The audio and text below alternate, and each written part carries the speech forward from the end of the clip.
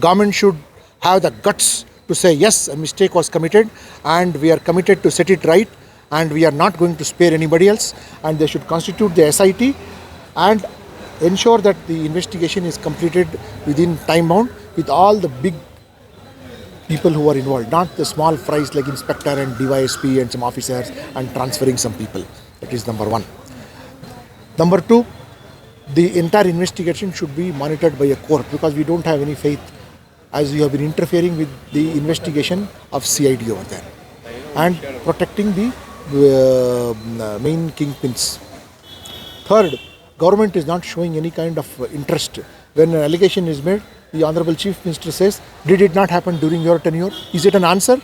Is it a mature answer to be given by a leader who is head of 6.5 crore people over there? Should he not own up and say that yes, mistake has been committed and we will set it right? And however, anyhow, he has not denied that his cabinet colleague is not involved. He has only said, has it not happened in your tenure? He has not given a clean chit. So that is something which is very, very serious. It's absolutely a helpless government. Instead of calling a double engine government, it's called a shunting engine government. It's all shunted and kept in the yard over there.